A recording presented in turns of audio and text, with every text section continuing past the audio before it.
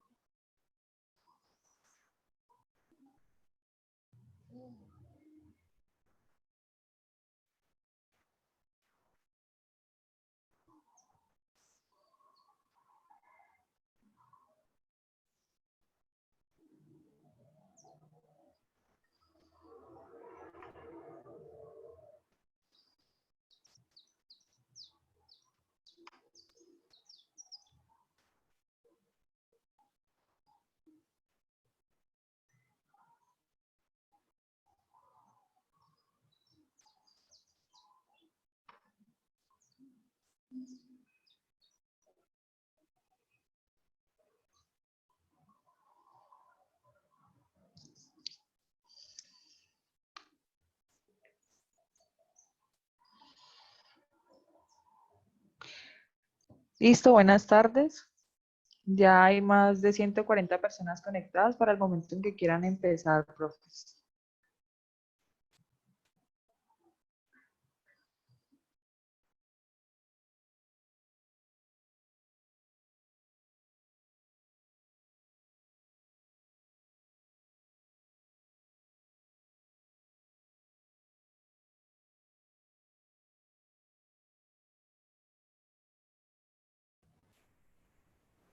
Eh, Buenas tardes a todos. ¿Empezamos, Daniela, o damos una espera mayor? Profe, Sí, pues profe, ya hay inicien, más que ya de hay más de 160 120 personas personas. ¿Listo? conectadas, entonces ya puede iniciar. Bueno, vamos entonces a hacer la presentación del día de hoy. Un saludo pues a todas las personas que nos están acompañando de todos los municipios del Valle del Cauca, inclusive personas de otras regiones del país. Bienvenidos a esta quinta reunión ya de este programa que del Valle a través de la sugerencia de competición y la sugerencia de fomento, pues ha preparado para todos. Me da después a todos un saludo del Día del Maestro, los que están en las escuelas y colegios todavía, o los que hacen pues esta labor pedagógica todos los días. Bueno, el tema que nos compete el día de hoy es el tema del desarrollo de resistencia aeróbica para las edades que hemos venido trabajando pues en estas 4 sesiones previas. Hay una cosa que me gusta hacer bastante puntual, como cuando hago una presentación de este tipo, y es como, entre comillas, y que no suene feo, advertirle a la gente que va a encontrar aquí.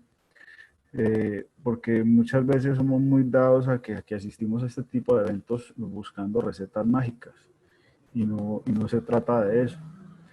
Estas conferencias no van a resolver el problema del equipo de fútbol de la vereda tal, de niños entre 9 y 10 años. No va a resolver el caso del futbolista de Buenaventura, de tal barrio que tiene tal problema, ¿no?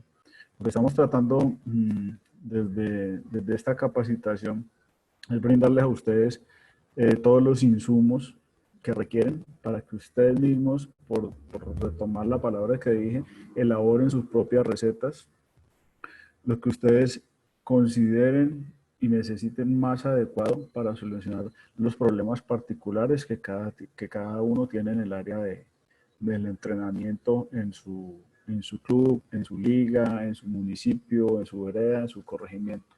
Entonces, digamos que hoy vamos a explorar sobre todo las cosas que debemos tener en cuenta, la información que debemos recabar para poder hacer un muy buen trabajo de base en la, en la, en la, en la resistencia aeróbica, pues que es una condición fundamental para el desarrollo de deportistas de buen nivel, y sobre todo que en este momento tenemos que considerarlo para, para todos los demás aspectos de la salud humana, ¿cierto? Entonces, es bien importante también tener en cuenta una cosa. Nosotros, eso puede ser un contradictorio porque se lo está hablando una persona que trabaja y se dedica al rendimiento deportivo. Pero yo creo que muchas veces necesitamos recordar que los deportistas de élite, los campeones mundiales, los campeones panamericanos, son muy poquitos. No es todo el mundo. Entonces, hay una masa grande de atletas, de niños, de jóvenes que estamos dirigiendo nosotros desde nuestros clubes, desde nuestras veredas, desde nuestros barrios, que no van a llegar a hacer eso, no van a ser campeones, no van a ir al fútbol profesional, no van a ir al baloncesto profesional, pero necesitan del deporte como medio para mejorar su salud, para tener una adultez sana, de buenos hábitos y una salud mental también acorde con eso, ¿vale? Entonces, en esa perspectiva, vamos a mirar qué necesitamos hacer para que esa preparación de lo que vamos a hablar, que son niños entre los 6 y los 15, 16 años, cómo se debe orientar eso. Pues primero, creo que todos hemos hablado de la preparación multilateral. Sabemos que no debemos enfocar los esfuerzos pedagógicos que hagamos nosotros como entrenadores, como monitores, en una disciplina, en un gesto, en una especialización específica. Porque algo que fue muy importante, lo que dijo el lunes pasado Guido, estas cuestiones de ser repetitivos en cargas unilaterales traen consigo lesiones por sobreuso, que específicamente fue lo que habló, lo que mencionó Guido en su exposición del lunes, y son lesiones muy complicadas, muy difíciles de tratar y que debemos de ser muy cuidadosos con ellos. Además que ser tan específico crea también una pobreza motriz. Si yo le voy a enseñar únicamente al niño, por decir algo, fútbol y fútbol y fútbol, se vuelve muy dúctil con sus pies, con sus rodillas, pero de pronto con los brazos no coordina, no es capaz de hacer movimientos adecuados para su vida humana, para su vida deportiva, para su vida de adulto, ¿vale? Entonces, es muy importante eso, mantener la multilateralidad en el juego y en el ejercicio que se haga. Y pues muy importante es que esta etapa es fundamental para aprender todo lo que tiene que ver con la técnica y con la motivación. Digamos que desde algo que se ha repetido mucho es el tema de los periodos sensitivos. Entonces, estos periodos sensitivos de los primeros que aparecen tienen que ver con toda la movilidad del sistema nervioso. O sea, es una capacidad muy grande que tenemos para aprender la técnica. Entonces, y lo vamos a repetir durante esta conferencia muchas veces, va a ser una de las bases, la preparación técnica, enseñar gestos correctos, ¿vale? Obviamente, pues los niños, como acabamos de mencionar, tienen una ventaja en cuanto a eso, en cuanto a sus capacidades de aprendizaje con respecto a los adultos. Obviamente tienen los niños una desventaja en cuanto a fuerza y a otras capacidades, por ejemplo, las de tipo anaeróbico. Entonces, digamos que si empezamos a señalar estas características, vamos viendo hacia dónde podemos ir dirigiendo nuestros programas de trabajo particulares de estas edades, ¿cierto? El entrenamiento y el trabajo de las zonas aeróbicas, del trabajo aeróbico, aparte de que permite hacer una adaptación al esfuerzo,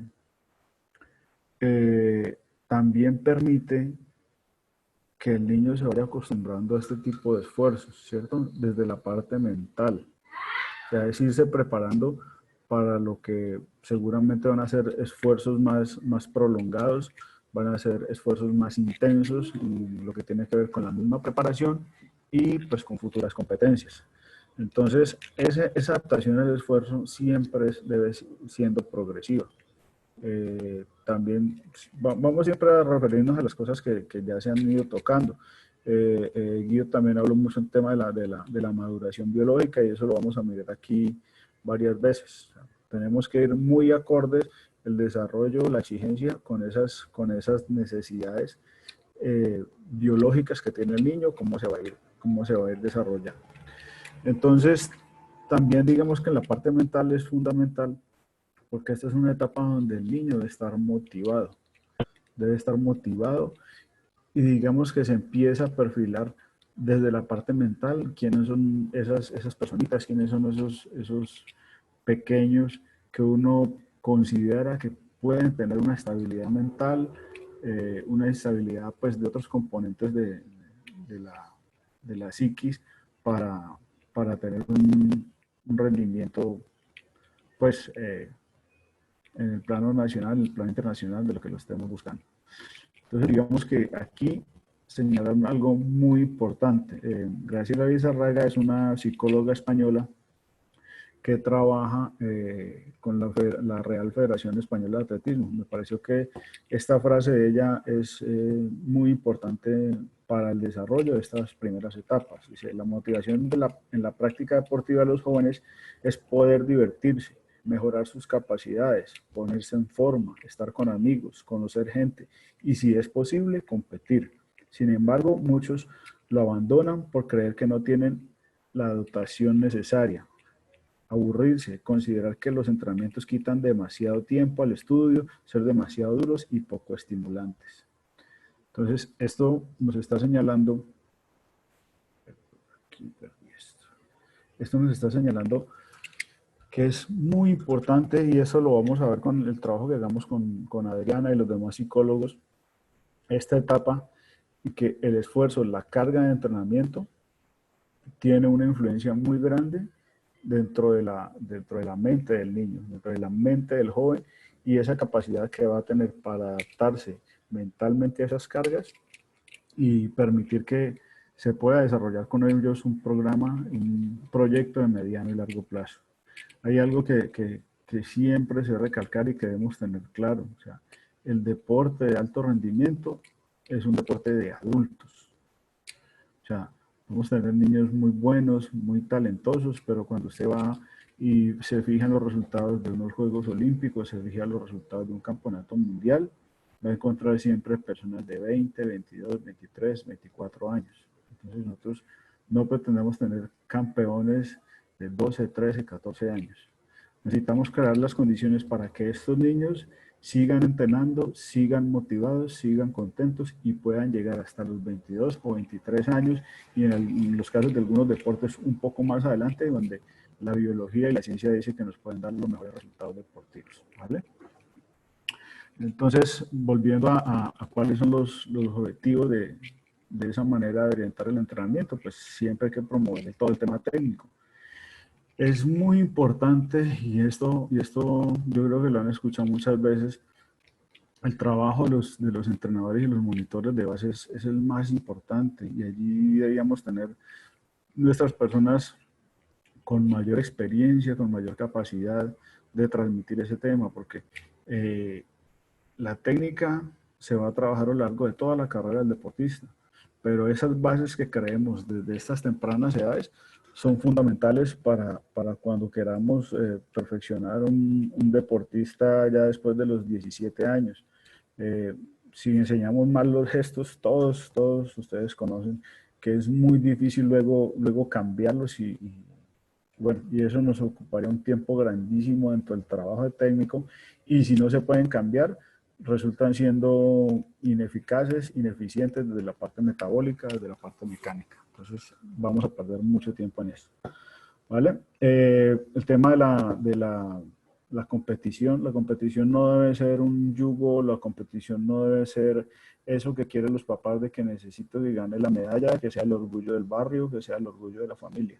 La competición en estas etapas de base está dirigida más a motivar a que el niño compita, porque de por sí somos seres competitivos. El niño que tiene el carrito quiere que el carrito de él ande más rápido que el amiguito. El niño que está creciendo quiere ser un poquito más grande que el primito. Entonces somos seres por naturaleza competitivos, pero esa competencia debe ir más como motivación y para reforzar las enseñanzas que estemos haciendo nosotros desde los campos de práctica. Es un tema más que todo evaluativo. Y pues como lo hemos dicho en el primer punto que tocamos, mantener la variedad en los contenidos, los medios y los métodos para desarrollar todas estas tareas. Es importante que sepan que esa misma variedad se va a ir manteniendo a lo largo de toda esta formación en categorías infantiles y juveniles, e incluso hasta mayores. Obviamente, mientras se va creciendo en esa edad deportiva, en ese desarrollo pues, lineal que debe tener todo deportista, la parte general se va haciendo más pequeña, pero en todas está presente. Pues, nosotros podemos ver que en una pretemporada no sé, los patinadores salen a montar bicicleta, salen a jugar baloncesto, los nadadores nos los llevamos a jugar fútbol, a hacer otro tipo de actividades que desarrollen algunas cosas que en el día a día del entrenamiento, cuando esté avanzada la temporada, no lo podemos ir haciendo.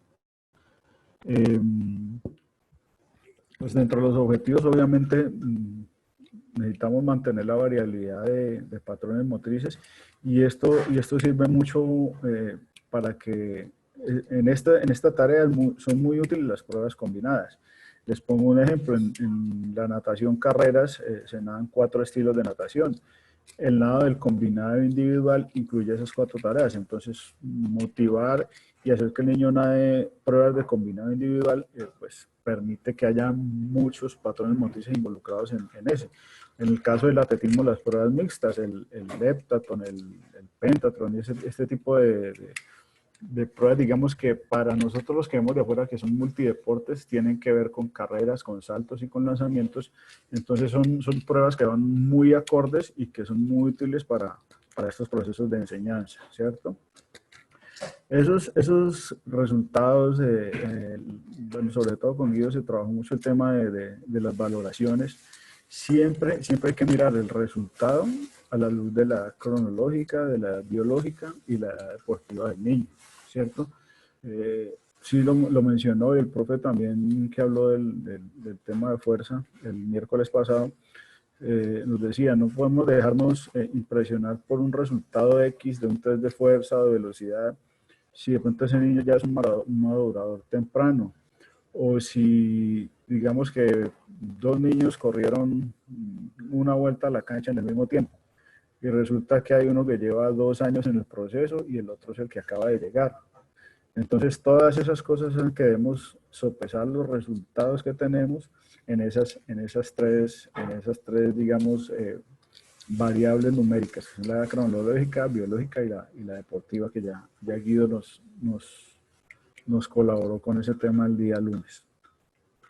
Entonces, a partir de allí, a partir de que yo tengo eso identificado, entonces ya miro qué es lo que cuento dentro de mi equipo, digamos, cuál es mi material humano, qué debo hacer, en qué edades están, cómo debo actuar, cómo es el programa que debo desarrollar, ¿vale? Es más que todo lo que estamos mirando, es qué tantas cosas debo ver para empezar a planear mi trabajo de entrenamiento. Entonces aquí es algo muy importante que debemos señalar. Iniciación temprana, sí. Iniciación temprana en la actividad deportiva es muy importante. Especialización temprana no lo es, no lo debemos hacer. El niño debe jugar, debe hacer una cantidad de cosas, debe tener variedad en su proceso deportivo, obviamente sí, ¿vale? Entonces diferenciamos eso, que un niño empiece temprano no quiere decir que es que lo vamos a quemar. Si hacemos el trabajo variado, si hacemos el trabajo interesante, si hacemos el trabajo multilateral, es un niño que va a tener una cantidad de experiencias motrices, de capacidades de ajustar, de aprender, y la posibilidad de mirar también otras disciplinas más adelante. Si está en la escuela de natación, pero el día que lo llevamos a correr vimos que ese niño pues tiene unas muy buenas capacidades, una zancada larga, tiene ritmo. Hombre, ¿por qué no intentar y decirle al profe de la escuela de atletismo: profe, mire este niño, ¿qué le parece? Entonces, la multilateralidad y la variedad en el trabajo que podemos hacer con estos niños nos da para esto, para que los individuos que tengamos a bien formar no necesariamente sean campeones en esa disciplina, lo pueden ser en otra, o pueden ser adultos activos y sanos para el resto de su vida, ¿cierto? Ya pues hablamos Creo que en todas las presentaciones he hablado del tema de las fases sensibles y todos conocen los cuadritos y ese tipo de cosas. Entonces, aquí preferí referirme pues fundamentalmente al tema que nos concierne hoy, que es el de la resistencia aeróbica. Entonces, esto van a ver que hay unos rangos que se entrecruzan y esto tiene que ver pues con las obvias diferencias en la maduración biológica, que son diferencias muy individuales. Uno dice, la niña menstrua a los 11 años y 5 meses, no, a los 12 años y a los 1 mes. Son diferencias muy individuales que dependen algunas veces del tema de la raza, otros del peso, otros de la temperatura donde se viva, de la zona donde se viva, de una cantidad de cosas que dependen de eso. Entonces, por eso van a haber algunas edades que se cruzan. Entonces, entre los 4 y los 7 años, digamos, la resistencia es un tema natural, que tiene poco desarrollo, ¿cierto? Digamos que a estas edades lo que empezamos a hacer es que la resistencia se refleje como una capacidad en el niño para poder trabajar, para poder jugar la hora, los 45 minutos que va a estar con nosotros, que pueda ser efectivo en la tarea que estamos desarrollando con el balón, sin el balón, etcétera. Entonces, a esto se refiere. De 8 a 10 años, pues ya hay un aumento considerable de la resistencia aeróbica, pues son niños que ya, digamos, hacen un primer estirón en cuanto a su talla, en su ganancia de peso, pero hay que tener mucho cuidado con el manejo de las distancias sobre las que se trabaja, ¿cierto?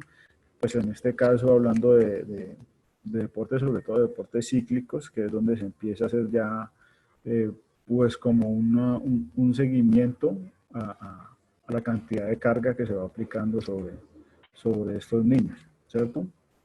Sobre los 10 y los 13 años, pues digamos que ya tenemos posibilidades de ir logrando algunos avances en el desarrollo de la resistencia y pues digamos que, como lo hemos venido diciendo, tiene que ver con la individualidad del atleta. Vamos a encontrar, si ustedes creo que han hecho muchas veces el ejercicio, si ponemos aquí paraditos 5 o 6 niños de 12 años, niñas de 12 años, vamos a ver que una es más grande, otra es más chiquita, otra es flaquita, otra tiene un poquito de sobrepeso, algunas ya menstruaron, otras no, otras tienen buena fuerza, otras no. Entonces son muy individuales. Entonces esos trabajos de resistencia y fuerza-resistencia que ya se empiezan a aplicar con mucho cuidado de esta época, deben tener diferencias entre los individuos en función de su maduración biológica. Dentro de los 12 a los 15 años, digamos que se abre esa ventana de fase sensible para la condición aeróbica y digamos que muestra un aumento constante. Más adelante vamos a ver que hay investigaciones que muestran que esta es una etapa donde la ventana para el desarrollo del consumo máximo de oxígeno se abre. Entonces, digamos que es un tema que está ahí constante sobre estas edades y, bueno, digamos que algo de la literatura científica dice que se tiene mayor evidencia de ese incremento de la capacidad en los varones, ¿cierto? Ya después de los 14 años, y digamos que entre 14 y después de los 15 o de los 16 ya está hasta el final de la juventud, hasta el final de la pubertad, pues ya encontramos, podemos hacer un desarrollo máximo de esa condición. Ya se intensifican las cargas, ya haciendo primero un aumento progresivo del volumen y después un aumento progresivo de la intensidad. Y ya se empiezan a hacer diferenciaciones pues entre lo que son hombres y mujeres.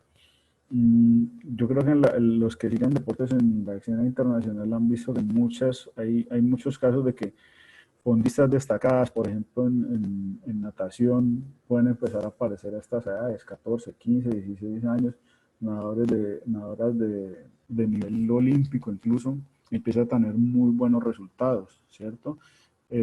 Particularmente en estas pruebas, en pruebas de 1500, en pruebas de 800, se empiezan a destacar. Entonces, tiene que ver con esto, que se ha abierto una ventana para el desarrollo óptimo de esta condición de resistencia aeróbica, ¿cierto? Vamos a mirar entonces ahora un poquito cuáles serían esos aspectos que encontramos en tres grupos de individuos. Los que están antes de la pubertad, los que están durante la pubertad y lo que pasa después de la pubertad, ¿cierto? Entonces, digamos que todo esto es el tema fisiológico. Los niños, pues obviamente, tienen un corazón más pequeño, entonces el volumen por minuto cardíaco es menor en comparación con los adultos y pues obviamente su capacidad de transporte de oxígeno también es menor a la que tiene un adulto. Digamos, en compensación con eso, al menor tamaño y la menor capacidad de volumen minuto cardíaco, los niños son capaces de tener frecuencias cardíacas más elevadas y eso es como una compensación a eso. Pero también el corazón del niño se recupera más pronto que el de un adulto, ¿cierto? Entonces, estas son, digamos que esta condición hace que mientras el niño va creciendo, se van mejorando las capacidades de resistencia gracias a eso, gracias al desarrollo biológico. Entonces, no nos debe asustar que es que si no está mejorando esta parte, por decirlo, por lo que no ha madurado, esa tarea nos corresponde hacer nosotros con un aumento irracional de la carga, ¿cierto? Tiene un principio biológico y lo que estamos viendo aquí lo van a repasar más adelante. Ustedes es eso, mirar cómo desde la biología nos dice qué está pasando, qué está sucediendo y qué podemos y qué no podemos hacer sobre eso. Entonces es muy importante que el trabajo heroico que empezamos a hacer desde esas épocas no vaya en detrimento del trabajo de la técnica, ¿cierto? El niño que está corriendo y ya vemos que tiene de pronto aptitudes y capacidades para correr, digamos, pruebas callejeras o pruebas de largo aliento en la pista de atletismo. Entonces empecemos a llevarlo a que corra más metros, más kilómetros cada vez más rápido y no tiene una adecuada técnica, no tiene una adecuada longitud de zancada, no sabe utilizar los brazos, no sabe tomar las curvas. Entonces, siempre la técnica va a estar por encima del desarrollo de la capacidad aeróbica, de la necesidad de nosotros los entrenadores de desarrollar eso, ¿vale? Y lo mismo ocurre para natación, para el ciclismo, para la natación con aletas, que es mi área, e igual para otros deportes de conjunto, los juegos deportivos donde se debe desarrollar esta condición. Por poner un ejemplo, necesitamos que el niño conduzca el balón en la cancha de fútbol a lo largo de los 90 metros. Entonces, ¿qué nos sirve? Que lo haga siempre sin parar, que lo haga a una velocidad que nosotros consideremos elevada o que lo haga bien hecho, que haga correctamente el gesto. Esas son las preguntas que debemos ir solucionando. Entonces, aquí hay un ejemplo comparativo en nadadores. Esto es un estudio de 1985, ya tiene bastantes años, pero pues que es como muy informativo de lo que queremos hablar hoy. Entonces, pues que el efecto más elevado del entrenamiento sobre el consumo máximo de oxígeno se produjo en la edad de 11 y 12 años para las niñas y en 13 y 15 años en los varones. Este mismo investigador miró cuál era el efecto, dónde se aplicaba la carga y el efecto era más elevado en el sistema aeróbico lactacidémico y ese se produce a los 18 o 20 años, ¿cierto? Entonces, si tenemos una capacidad que estamos en una edad óptima de desarrollar y otra a la donde vamos a llegar dentro de 4, 5, 6 o 7 años para que sea de edad óptima, ¿cuál es la tarea que debemos resolver? ¿Cierto?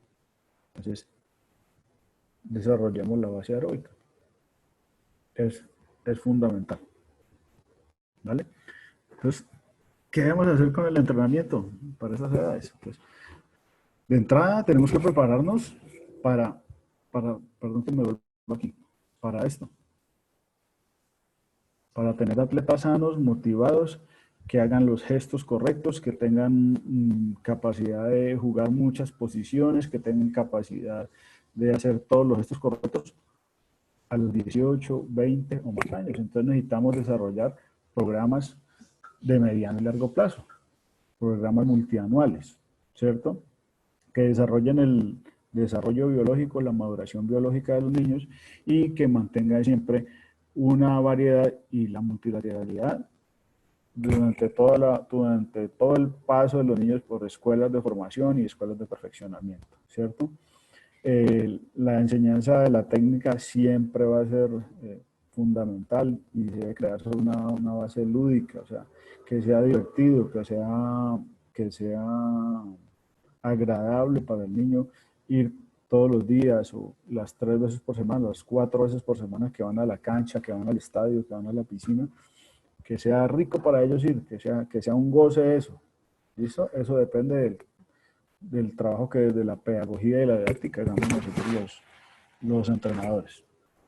Entonces, algo que ya habíamos señalado más atrás es que la competencia tiene que ser algo motivacional y para nosotros los entrenadores tiene que ser evaluativo de los logros que estamos persiguiendo. No necesariamente una marca, un tiempo quiere decir que se estén haciendo las cosas. La efectividad mecánica, la longitud de la brazada en natación, la longitud de la zancada, perdón, en atletismo, son cosas que nosotros los entrenadores, la estabilidad de la técnica, son una cantidad de cosas que nosotros podemos evaluar en competencia y que para nosotros resultan siendo mucho más importantes, más fundamentales que simplemente decir bajo el tiempo, no bajo el tiempo, ganamos el partido, lo perdimos, etcétera, ¿listo? Y mantener el entusiasmo arriba de los niños, por lo que les decía, por aprender, por ejecutar el ejercicio y por mejorar, ¿vale? Esto del entrenamiento es precisamente esto, resistencia, una carrera de largo aliento, ¿vale? Entonces, no necesitamos agotar todos los cartuchos, porque como lo hemos venido insistiendo, los máximos logros se consiguen con deportistas adultos, ¿vale? Entonces, ya en esta fase, antes de la pubertad, vemos que la hemos ubicado entre los 6 y los 9 años aproximadamente. Como ya les dije, pueden haber diferencias hacia arriba y hacia abajo.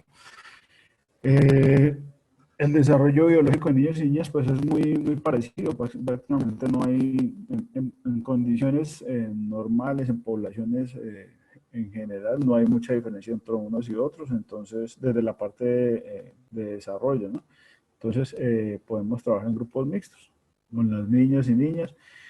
En esta etapa la competencia se utiliza como un medio de entrenamiento.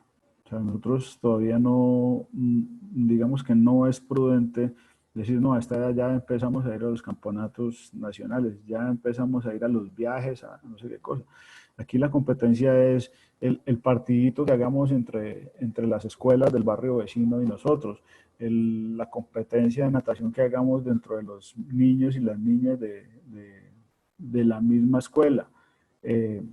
Entonces, esto digamos que mantener esto también nos permite otra cosa. Como nosotros no necesitamos ir a un campeonato nacional para poder evaluar ese niño, porque lo podemos hacer en nuestras propias condiciones, no necesitamos hacer una puesta a punto. Nosotros no necesitamos que un niño o una niña que está en esos procesos de formación tengan un pico de rendimiento. Entonces, para esta edad no aplica un periodo de periodización como tal. Obviamente sí debe haber una organización de ese entrenamiento, mostrar hacia dónde vamos a dirigirnos este año. Empezamos, por decir algo, la etapa técnica la empezamos aquí, a mitad de año vamos a estar acá, al final del año vamos a estar en este tipo de desarrollo y eso lo programamos nosotros los entrenadores. Pero periodización como tal, periodización del entrenamiento, no es procedente hacerlo en estos momentos. Y pues obviamente hay un desarrollo equilibrado de todas las capacidades físicas, fuerza, velocidad, resistencia. Y como les decía, pues ahí resalto resistencia, que es el tema de esta tarde, que se debe entender en estas etapas como la capacidad de realizar ese trabajo, ¿vale? Entonces, aquí al final les puse también la referencia de un estudio muy importante que hizo Schien en 1980. Este es un investigador alemán que creó el sistema de entrenamiento perdón, de altas intensidades, ¿cierto? Esto fue como para allá, finales de los 70, inicios de los 80, con atletas lanzadores, sobre todo se hizo para esto. Entonces, es particularmente importante ver que lo está diciendo él, que creó un método para trabajar siempre a entrenar a muy altas intensidades y nos esté mostrando este ejemplo. Que los niños y los jóvenes novatos, cuando hicieron una gran base de resistencia general, a largo plazo tuvieron mucho mejor resultado deportivo en velocidad que aquellos niños o aquellos jóvenes que hicieron el proceso al contrario. O sea que cuando los jóvenes hicieron mucho más trabajo intensivo en edades tempranas y menos trabajo de resistencia de base, al mediano y largo plazo tuvieron menos resultados destacados en sus edades adultas. Entonces es importante esto y sobre todo lo que les estoy comentando, viniendo de una persona que trabajó lanzadores olímpicos del más alto nivel con metodologías de trabajo que tienen que ver con muchísimas intensidades. ¿Vale? Pasamos entonces ahorita a lo que sería desde ya la fase de pubertad, entre los 10 y 14 años. Entonces ya digamos que los grupos de trabajo los empezamos a dividir y esto tiene que ver ya porque en estas etapas, como lo dijimos ahora, ya hay diferencias de maduración entre los niños, entre las niñas y obviamente intersexo. Y digamos que fundamentalmente se tienen que ver las capacidades coordinativas y las capacidades de ritmo y que tienen que ver con el aprendizaje de la técnica para poder diferenciar los grupos de trabajo. Entonces, digamos que aquí sí tenemos que ser muy, muy estratégicos porque es que entrenar a un niño de 10, 11 años que no haya madurado con otro niño que lleva ya 5, 6, 8, 10 kilos de diferencia, 7, 8, 10 centímetros de talla, con otras condiciones, con otras capacidades, puede terminar con un retiro temprano, con una deserción temprana por que no se da el resultado, porque nosotros como entrenadores o como consultores de los padres de familia no les hemos sabido explicar y decirles, venga, tenga paciencia, el niño va a crecer, tenemos que desarrollar otras tareas y Juanito es diferente de Pedrito. Entonces, esto es muy importante. Digamos que ya para esta etapa, pues la competencia no se utiliza pues ya como medio de motivación, sino como medio de control.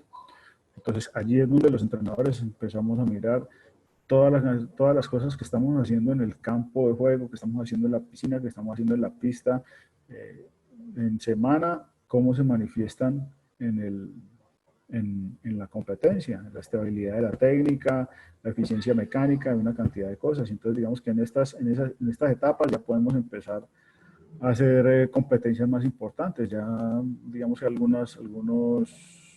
muchos deportes ya tienen a estas edades los primeros festivales nacionales. El caso de la natación, que lo tiene desde los 9 años, la natación con atletas, que lo tiene desde los 8, los festivales de atletismo, etcétera. Entonces, digamos que ya se va empezando a escalar en esa importancia de las competiciones, que sin embargo en muchos de estos deportes que estamos aquí señalando, permanecen todavía como festivales deportivos. Eso es bien importante, ¿vale?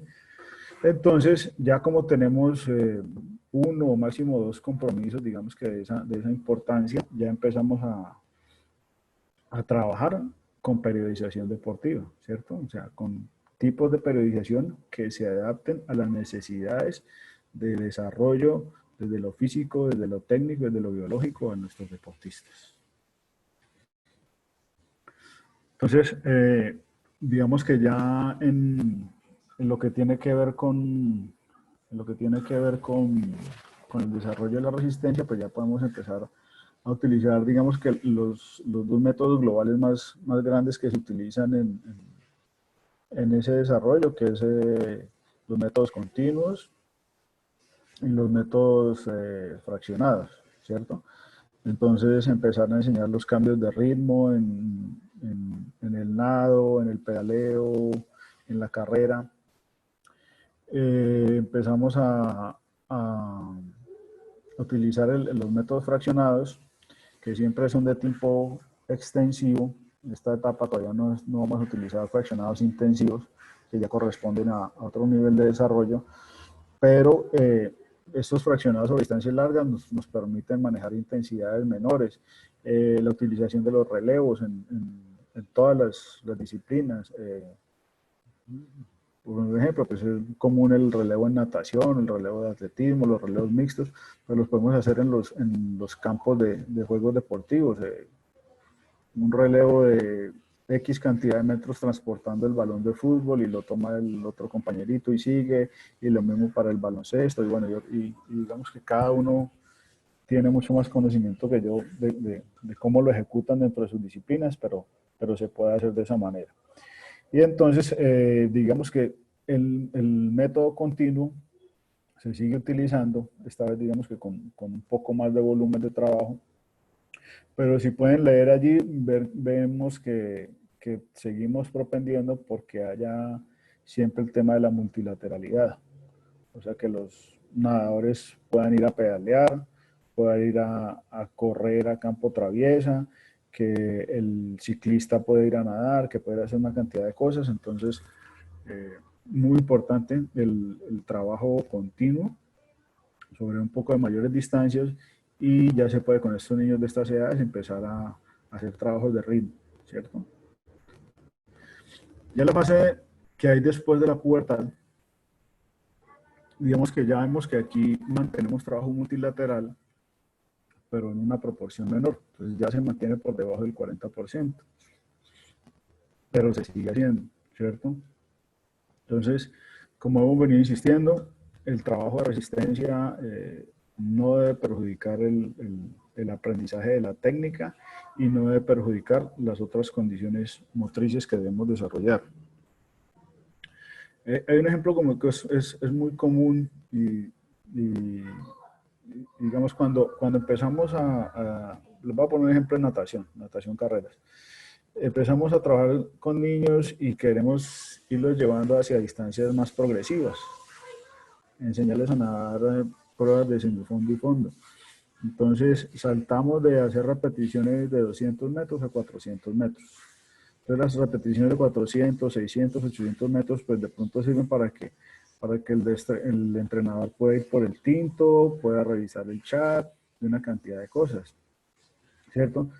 Pero si nosotros estamos atentos a esto, vamos a ver que el niño que arranca en los 400 metros seguramente hace 200 muy bien hechos, con longitud de brazada, con muy buenas vueltas, con un gesto adecuado, sin dejar caer los hombros, sin dejar caer los codos en el momento de hacer el agarre. Y después de allí empieza a cortar la brazada, las vueltas son muy cortas, son ineficientes, empieza a respirar más para un lado que para el otro. Y lo mismo puede suceder en el ciclismo y en todos los deportes, en el atletismo. Entonces, o sea, queremos desarrollar una tarea, pero estamos descuidando las otras, y eso no debemos hacerlo, ¿cierto? Porque necesitamos primero una estabilidad de la técnica. Lo que sepamos hacer bien, hagámoslo. Lo que todavía no sepamos hacer bien, mejorémoslo, estabilicémoslo y después nos adentramos a este tipo de cosas. Y en estas etapas, obviamente, que es la pubertad, que son años de muchos cambios a nivel hormonal, vienen todos los distractores sociales. Es muy importante que el entrenamiento continúe siendo divertido, continúe siendo variado y que sigamos entendiendo que estos son organismos en desarrollo. O sea, no son adultos pequeños, son niños que siguen teniendo cambios, ¿vale? Y digamos que es aquí el tema de la resistencia tiene que ver mucho en el entrenamiento del componente mental, porque aquí es donde vamos a preparar a los niños para esfuerzos monótonos, para esfuerzos más largos, para esfuerzos más intensos.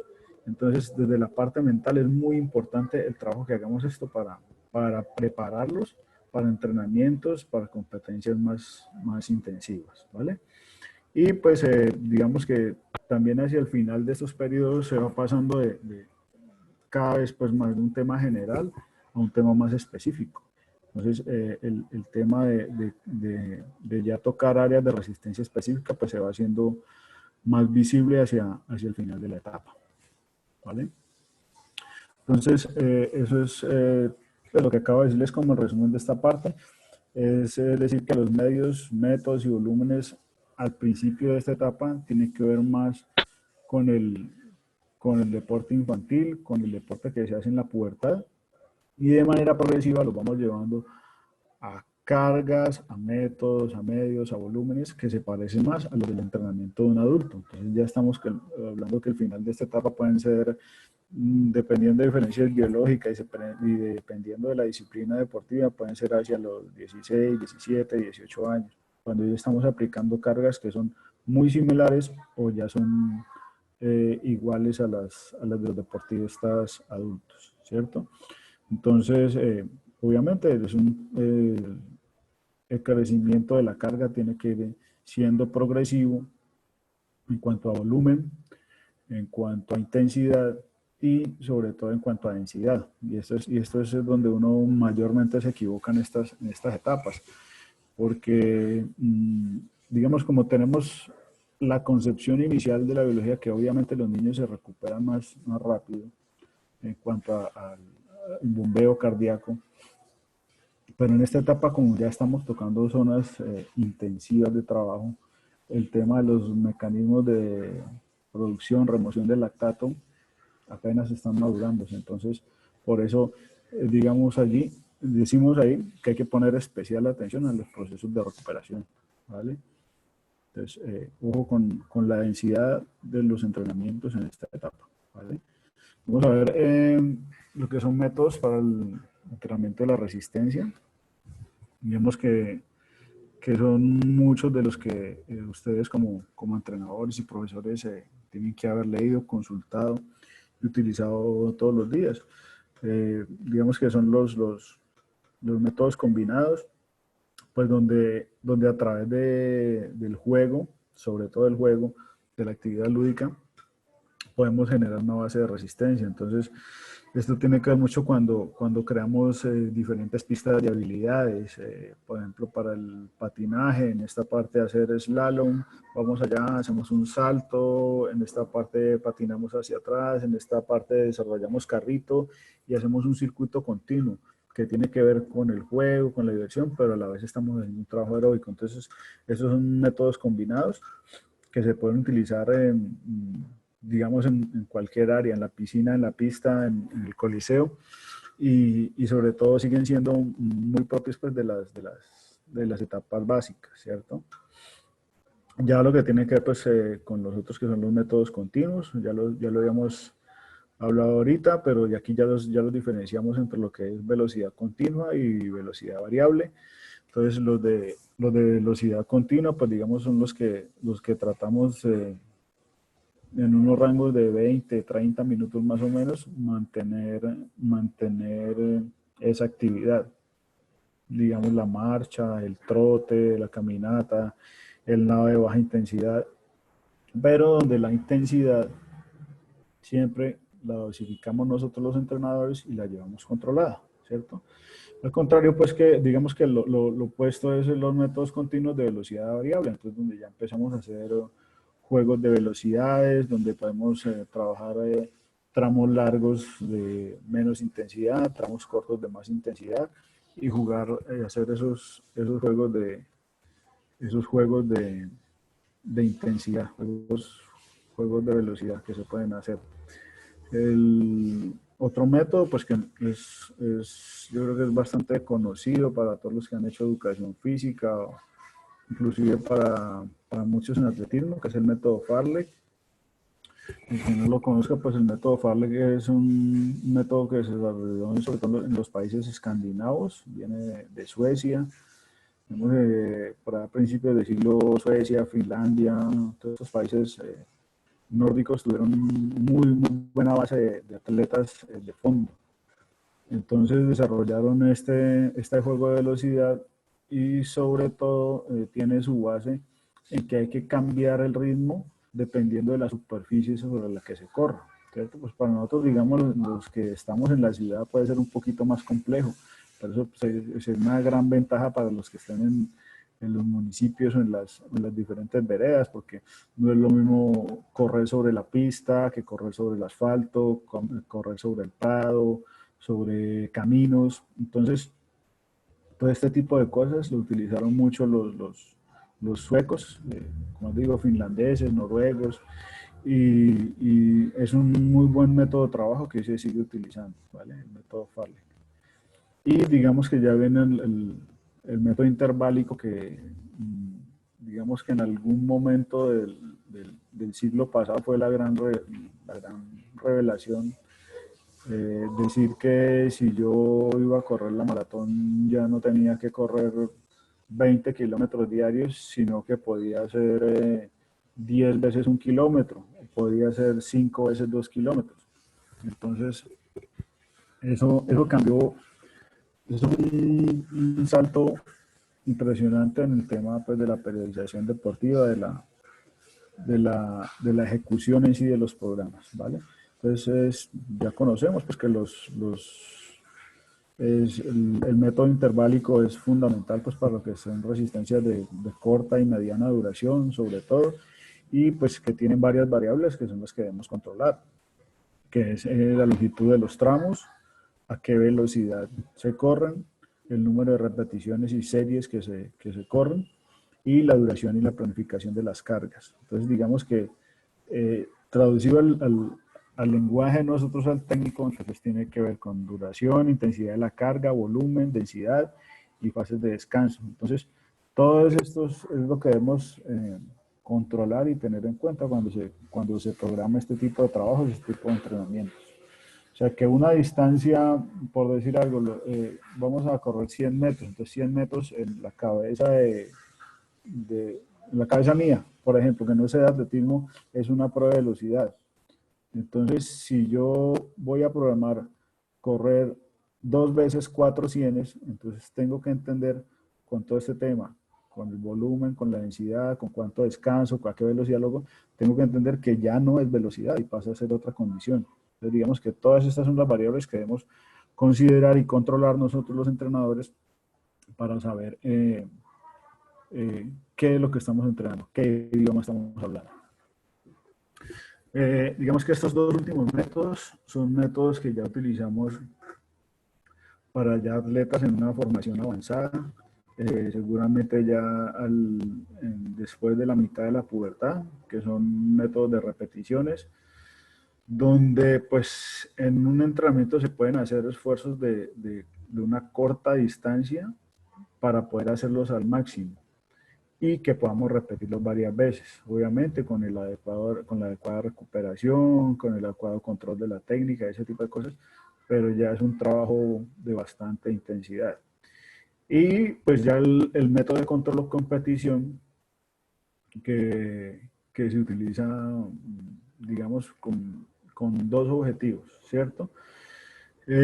Cuando lo hacemos contra otros y hacemos que nuestro deportista cumpla todas las tareas tácticas que nosotros queremos que cumpla en una competencia, ¿cierto? Entonces nos sirve para eso, para evaluar la experiencia, para que nos sirva para evaluar la capacidad que haya tenido de asimilar todo ese trabajo táctico, no solo el físico, y que el deportista empiece a tener conciencia empiece a tener conciencia de su real rendimiento, ¿cierto?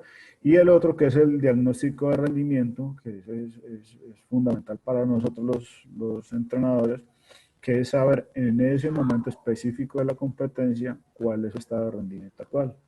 Si es en una competencia de control, si es en una competencia clasificatoria, o si es en una competencia fundamental del periodo en el que esté, ¿vale? Entonces, digamos que aquí vamos a mirar una miradita rápida al tema de por qué la carga continua interválica es diferente, en qué se diferencia, ¿cierto?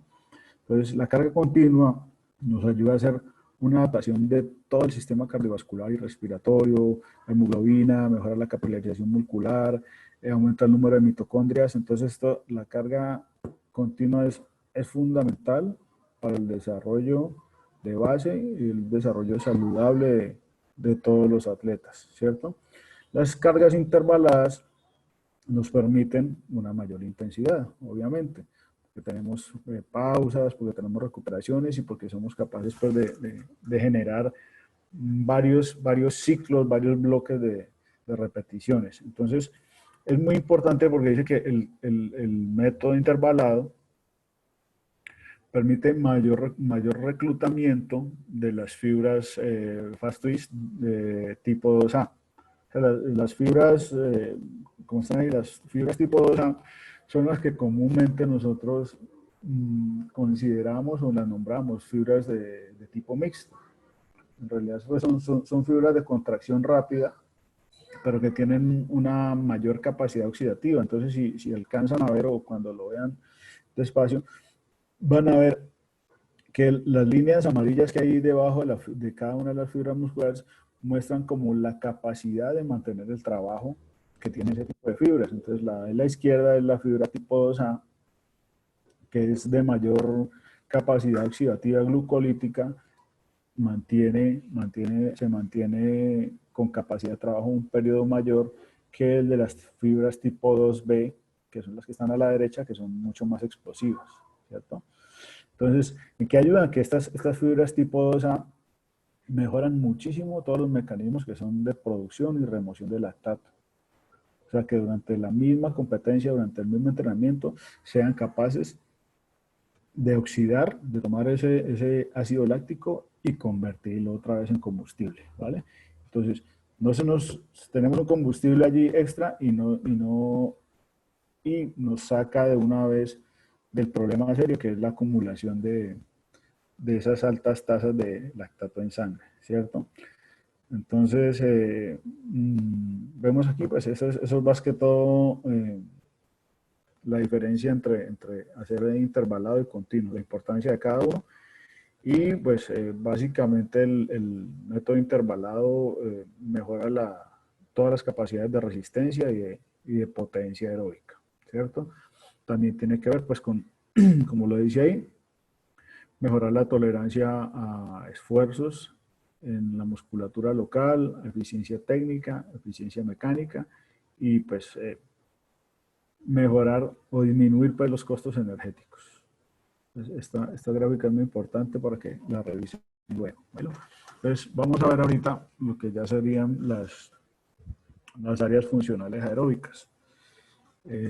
Obviamente, pues cada uno de nosotros, digamos que viene de diferentes escuelas de formación o de pensamiento, entonces para unos es el R1, el R2 y el máximo consumo, para otros es el aeróbico ligero, aeróbico medio, aeróbico intenso, pero pues básicamente lo que vamos a mirar aquí son como las tres áreas aeróbicas que digamos que con diferentes nombres o con diferentes nomenclaturas son básicamente lo mismo. Entonces la área funcional subaeróbica que sería el equivalente al R1 o al aeróbico ligero en otro tipo de nomenclatura, pues cuáles son los objetivos de hacer el entrenamiento y el desarrollo de esta área. Entonces, el trabajo con estas intensidades utiliza básicamente las grasas como combustible. Entonces, ¿por qué es muy importante? Porque las reservas de glucógeno no las preserva. Las reservas de glucógeno obviamente están desarrolladas o digamos las debemos tener como esa reserva estratégica para pues eventos de mayor potencia, de mayor necesidad de explosividad, ¿vale? Entonces, el área funcional subaeróbica es muy importante por lo que acabamos de mirar con el tema de las fibras de diferente tipo. Nos permite que se potencie esa capacidad que tenemos, que tiene nuestro cuerpo, que tiene nuestras fibras, de remover y oxidar lactato, ¿cierto? Entonces, esas tasas se ven beneficiadas cuando tenemos una muy buena capacidad, una muy buena base aeróbica. Entonces, mejora todo lo que es el sistema pues, central y periférico, con corazón, pulmón, capilares, número de mitocondrias, ¿cierto? Hacer una muy buena base funcional subaeróbica nos permite también que cuando hagamos los periodos de puesta a punto, cuando estamos preparando para la competencia y que bajamos abruptamente esas cargas, nos permite mantener una forma deportiva. Y también se ha demostrado que permite que en los periodos de transición, digamos que el desentrenamiento normal que se debe tener cuando se va a vacaciones, cuando se termina una competencia importante, que ese desentrenamiento no sea, digamos, no sea tan importante como cuando no se tiene una muy buena base aeróbica. Obviamente, pues desde el punto de vista físico, pues mantiene una magreza en la composición corporal del individuo, porque ya dijimos, utiliza básicamente las grasas como combustible. Y pues básicamente es la construcción, son las bases del edificio que vamos a levantar más adelante. Entonces, estas bases son necesarias para que podamos tolerar cargas más elevadas, para que seamos capaces de tolerar más adelante lo que son las cargas anaeróbicas, ¿vale? Entonces, lo que tiene que ver pues con aspectos metodológicos, vemos que esto es como el resumen del cuadrito que todos conocemos, cuál es la duración, el tipo, las pausas para trabajar en esta área subaeróbica. Ahí pues digamos que es un tiempo que incluye el tiempo de trabajo y el tiempo de descanso, que vamos más o menos entre 50 a 60 minutos, dependiendo de la disciplina deportiva. Básicamente tiene que ver, y lo pueden ver allí, con métodos que utilizamos al principio cuando estamos construyendo bases. O sea, volvemos a los métodos continuos, a los fraccionados largos, son pausas cortas, que no van más de 30, 45 segundos. Son cargas que por su intensidad se pueden aplicar cada 6 o cada 8 horas. O sea que una carga de este tipo, en el momento en que los juveniles de nosotros empiecen a hacer doble jornada, pues serían capaces de hacer cargas de este tipo en la mañana y en la tarde, porque hay un tiempo de recuperación prudente, ¿cierto? El volumen se refiere a cuál es el peso del área subaeróbica en el porcentaje total del entrenamiento. Entonces, 45 y 50% de toda la carga que hagamos de entrenamiento, inclusive creo que puede ser un poco más para desarrollar juveniles, podría yo creo que hasta el 60%, el 60% de todo ese trabajo es en área funcional subaeróbica. Aquí es muy importante que hagamos, que miremos esto, lo que tiene que ver con la ventilación pulmonar. Y eso lo comentaba con Juan Carlos, que es mi metodólogo, mi compañero que nos está apoyando hoy. Es porque muchas veces cuando nosotros escuchamos este tipo de cosas y decimos, venga, pero yo cómo controlo eso, cómo hago eso si yo no tengo un medidor de lactato, si en mi vereda no puedo conseguir un pulsómetro, si en mi barrio ninguno de los niños tiene un smartwatch o una banda para controlar eso. Entonces, hay varias cosas que podemos hacer. El tema de la frecuencia cardíaca, yo creo que muchos han escuchado que es que unos sí lo utilizan, otros no lo utilizan. Es una medida, digamos, buena para no hacer ningún control, es una medida buena, pero muchas veces la frecuencia cardíaca no tiene una relación directa con las tasas de acumulación y de producción del lactato. Entonces, para verificar esto es muy importante la ventilación pulmonar. La ventilación pulmonar tiene que ver, y es específicamente, de qué manera están respirando el niño, el deportista, en el momento que estamos haciendo esta carga. Entonces, por ahí dice, la ventilación pulmonar es suave, boca, nariz y habla normalmente. Entonces, estamos haciendo un esfuerzo largo en el momento que estamos haciendo la pausa. ¿Qué hubo, Juanito? ¿Cómo vas? No, bien, profe. Está fácil. Puedo hacerlo. Voy a terminar la otra repetición. Yo voy adelante. Ah, bueno. Entonces uno sabe que estamos trabajando en un área donde lo queremos. Área de trabajo subaeróbico, un nivel de lactato de 2,4 milimoles por litro. Y allí estamos, como decimos al principio de estas diapositivas del área subaeróbica, trabajando con grasas, con ácidos grasos libres y con triglicéridos y máxima oxidación del ácido láctico, o sea que no se está acumulando por ningún lado, ¿vale? Entonces aquí tenemos algunos ejemplos, digamos aquí lo pusimos como en disciplinas de tipo cíclico, que es lo que más se encuentra en la literatura. pero digamos que en cuanto a esto, pues son ejemplos que le pueden servir a los que hagan juegos deportivos o otro tipo de disciplinas para adecuarlo a su entrenamiento. Y en esto pues quiero darle por ahí el agradecimiento al profesor Samir Cambindo, que me ayudó un poco con el tema de ciclismo, y el profesor Alonso Mina, metodólogo del Comité Paralímpico del equipo de atletismo, del equipo olímpico nacional. Porque si uno puede encontrar cosas en la literatura y uno, venga, literatura alemana, literatura soviética, literatura australiana, y de pronto esos valores están un poco volados de nuestra realidad, ¿cierto? Entonces, por ejemplo, para la natación son ya trabajos largos que pueden hacer estos trabajos, ya son los juveniles, los pueden desarrollar muy bien, que es, puede ser un test de 2000 metros. Estos test sirven también, pues, no solo para desarrollar el área aeróbica, sino para conocer pasos de trabajo. 3 por 800 con un minuto de descanso. En el ciclismo, por ejemplo, es un trabajo para que se pueda hacer en la pista. 3 repeticiones de 15 kilómetros, y uno lo ve largo, pero cuando ve que la forma de ejecutarlo son equipos de 5 personas, de 5 corredores, y cada uno se releva 1 kilómetro. Entonces, digamos que se puede mantener una velocidad cómoda de trabajo.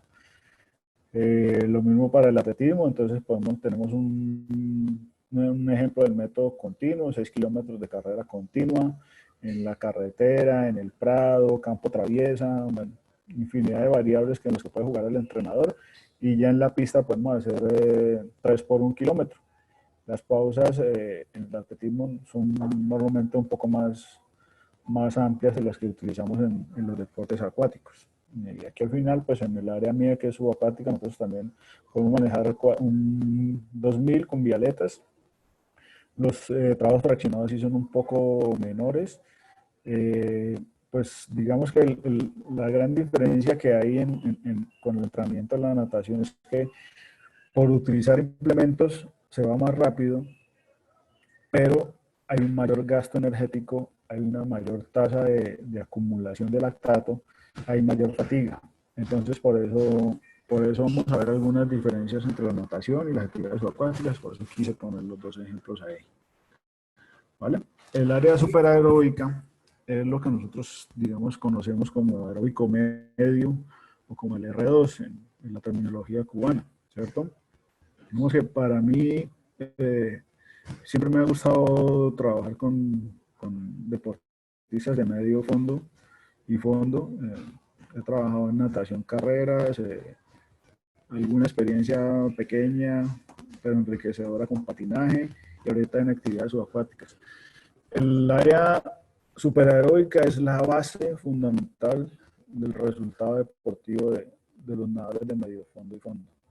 Entonces, es un área que se está trabajando bajo el umbral anaeróbico, y pues que digamos que es una combinación de intensidad y de duración, y es básico, es fundamental. Digamos que si los otros eran, como dijimos, pues la base del edificio, esta es la estructura.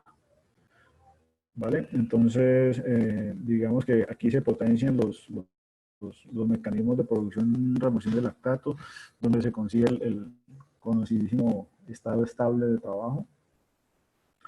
Entonces es fundamental que el deportista conozca esa capacidad de cómo reacciona su cuerpo, cómo siente la ventilación, cómo reaccionan sus piernas, cómo reaccionan sus brazos, porque es importante mantener esa velocidad crucero, ¿cierto?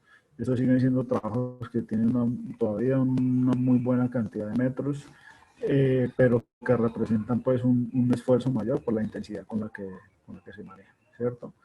Entonces, digamos que en esta construcción del edificio pues que estamos modelando, esta parte es también fundamental para todo lo que tiene que ver con la recuperación y la remoción de productos desechos al metabolismo ya en altas intensidades que vamos a tener después, en todo lo que tiene que ver con áreas metabólicas lácticas, ¿no? Listo. Entonces, pues al final viene pues, explica claramente cuáles son el tema de trabajar sobre umbral, trabajar sobre equilibrio aeróbico anaeróbico, y digamos que esto también es una base para la siguiente etapa, que es el trabajo de consumo máximo de oxígeno de potencia aeróbica, ¿cierto? Los aspectos metodológicos, entonces, digamos que la duración es menor. Si ahorita estamos hablando de entre 50 minutos y una hora, estamos hablando ahorita de alrededor de 30, 40 minutos, incluyendo repeticiones y pausas. Aquí ya empezamos a utilizar más fraccionados largos y fraccionados intermedios que se utilizan aquí. Los fraccionados cortos se utilizan también para desarrollar esta capacidad, pero tienen que ser en una mayor cantidad, un mayor volumen, pues que nos asegure que tengamos una duración del trabajo como lo dice allí.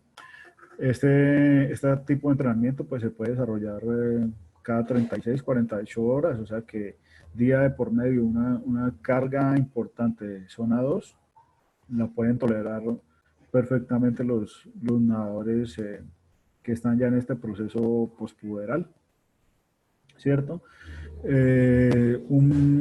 Este trabajo comporta entre más o menos el 15, el 22%, dice aquí, de todo el volumen total de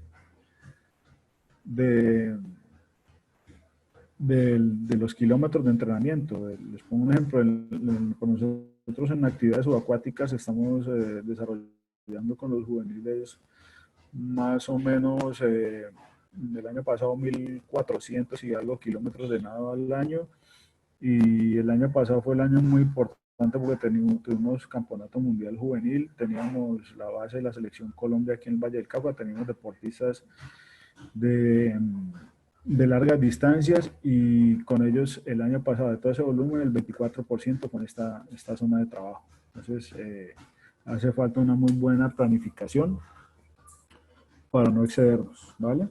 Entonces, ¿qué tiene la ventilación?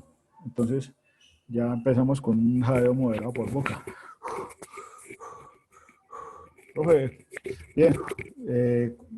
Entonces, ahí uno utiliza pues diferentes herramientas.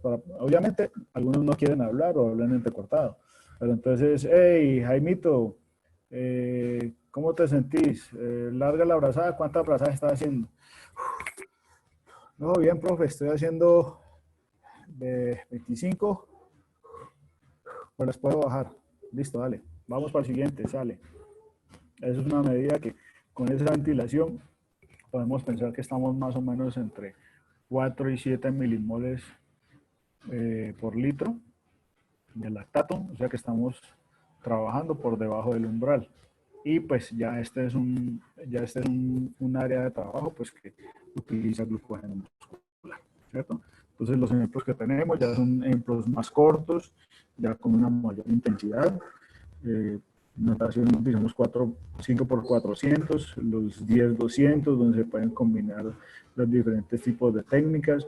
Ya empezamos a utilizar, no solo podemos utilizar de las dos maneras, las pausas controladas, como el ejemplo de arriba, que son con un descanso determinado, o con una salida fija, salir cada 3:15, por ejemplo. Entonces, cada uno se pone su descanso dependiendo del ritmo que lo esté haciendo. Si la niña me hizo 3 minutos, entonces descansa 15 segundos. El que hizo 50, entonces descansa 25 segundos. ¿Vale? Este tipo de trabajos en ciclismo, en atletismo, en subacuáticas, son muy importantes para que los niños vayan reconociendo cómo reacciona su cuerpo, cuáles son las sensaciones que tienen ellos desde la fisiología trabajando a cada una de estas velocidades. Entonces es importante siempre comparar cómo me siento, si me estoy ahogando, qué sensación tiene mi cuerpo de cansancio, dónde me duele, dónde no me duele, si estoy trabajando a X cantidad de tiempo o a X velocidad. Es fundamental. Y pues digamos vamos ya al área de más intensidad dentro de lo que nos compete, que es la resistencia aeróbica, que es el consumo máximo de oxígeno, el aeróbico intenso o trabajo de zona 3, como se llaman en otras nomenclaturas. Entonces, digamos que estimula la máxima capacidad a nivel mitocondrial de absorber el oxígeno, acelera pues todo lo que es el ciclo de Krebs, la cadena respiratoria, ¿cierto? Este tipo de entrenamientos son los que aumentan la densidad mitocondrial y pues todo lo que tiene que ver con ciclo de Krebs. O sea, acelera todo el tema del metabolismo, de la producción de energía dentro de la célula, ¿vale? Y pues obviamente en esa misma proporción mejora todo el sistema cardiorrespiratorio central y periférico, ya lo que leímos, el corazón, los pulmones, los vasos, las mitocondrias, porque tiene que haber una mayor capacidad de transportar oxígeno y hacer la difusión del dióxido de carbono, ¿cierto? Entonces todo esto es básicamente potencia aeróbica. Aquí es muy importante y es algo que los profes ya mencionaron en charlas pasadas. Mucho de eso está determinado por la carga genética, ¿cierto? Entonces, cuando nosotros encontramos por ahí datos de consumo máximo de oxígeno de 70 y algo, casi 80 en ciclistas de élite, en, en, en remeros, un deporte que es poco difundido para nosotros, pero se encuentran con consumos máximos de oxígeno de los mejores que uno puede encontrar en el planeta, o esquiadores de fondo. Entonces, seguramente esas no fueron personas que nacieron genéticamente con 30 y con entrenamiento lo pudieron elevar a 80. Son seguramente personas que nacieron con una capacidad de 50, 55 y con entrenamiento lo elevaron allá, ¿cierto? Entonces, en la literatura puedes encontrar posiciones que dicen que esta capacidad se puede mejorar entre un 30 a un 40%, ¿vale? Pero entonces estamos viendo que para tener unos consumos de élite hay que nacer con ellos. ¿Vale? Los aspectos metodológicos, entonces, obviamente hacer trabajos de más intensidad son tiempos que requieren menos duración de trabajo y pausas más largas. Entonces ya utilizamos aquí métodos fraccionados cortos y empezamos aquí ya también con esto ya en etapas avanzadas se pueden empezar a hacer trabajos de repeticiones. Por ejemplo, en natación con atletas, repeticiones sobre 400 metros, que son áreas de máximo consumo, obviamente con los suficientes descansos y las suficientes recuperaciones y pues con cargas muy bien planificadas, ¿cierto? Estos son trabajos más intensivos que digamos que es cada tercer día que se podrían hacer, cada 60, 72 horas, dependiendo obviamente del volumen que se maneje para ellos. Y son muy importantes, pero hacen una porción pequeña del volumen total de entrenamiento. En este caso, más o menos el 5 al 6%. Uno dice, se ve poco haciendo números, pero poder ejecutarlo con las debidas pausas y con la debida calidad de trabajo y sobre todo observando una buena eficiencia técnica es complicado. Entonces, por eso es muy importante el trabajo de poner estos trabajos de potencia aeróbica en el microciclo, en el mesociclo y en la planificación de toda la temporada. Aquí ya tenemos pues niveles de lactato altos de 7 a 10 milimoles, dependiendo de diferencias individuales y diferencias en la disciplina.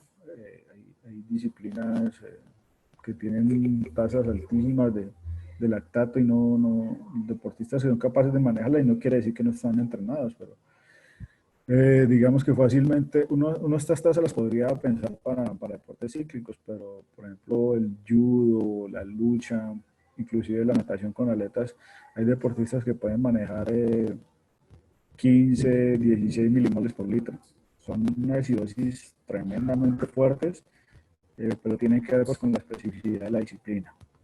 Entonces aquí cuando volvimos a preguntarle a Lina María cómo vas con el trabajo.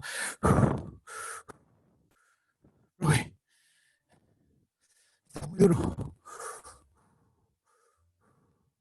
Y no nos dice más. Algunas veces no nos habla. Pues ahí estamos viendo que la ventilación la está exigiendo al máximo, ¿vale? Entonces estamos trabajando en esas áreas donde estamos trabajando con glucógeno muscular, con glucosa sanguínea, son trabajos de bastante potencia. Entonces, los ejemplos que tenemos aquí, por ejemplo, pues para los atletas, un 1500 continuo, haciendo cambios en la velocidad, haciendo 100 metros a una intensidad más o menos del 90%, que sería para el máximo consumo de oxígeno, 100 recuperando. Es un trabajo fuerte.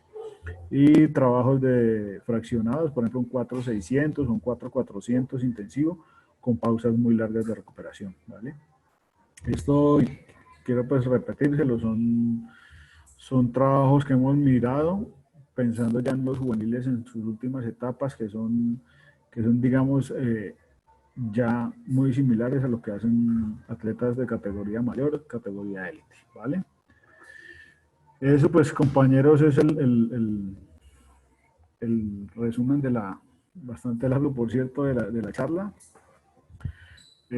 Contarles que pues, esta es una experiencia que se está desarrollando en el campo. Desde 2016 estamos trabajando en el programa de actividades subacuáticas del Valle del Cauca, con muy buenos resultados. Desde esa época teníamos un equipo fuerte en categoría mayores, que sabíamos que iba a ganar los Juegos Nacionales. Fuimos la disciplina que más medallas de oro dio. Pero quisimos ver desde el área metodológica, desde el área de la sugerencia, que sí, nos vamos a ganar estos juegos, pero nosotros no queríamos ganar estos juegos, sino los que siguen y los que siguen también. Entonces, por eso desde 2017 hemos hecho un trabajo bastante detallado con las categorías juveniles que estamos manejando, con un apoyo decidido desde Indervalle. Y digamos que estamos haciendo eso, estamos manteniendo un muy buen nivel en nuestros mayores, pero creando una base de nadadores de calidad en edades juveniles y sobre todo con toda la responsabilidad de que estos deportistas en 3, en 7 y en 11 años sean los que reemplacen a los grandes campeones que tenemos hoy. Agradezco su atención y bueno, a través de Juan Carlos entonces vamos a resolver algunas dudas. El material, como ya saben, va a estar en la página de Indervalle y si hay dudas, pues vamos a seguir resolviéndolos por ahí. Muchas gracias. Profe, Juan Manuel nos habla de la importancia de vincular los padres en este proceso de motivación, que son fundamentales en el proceso pues, de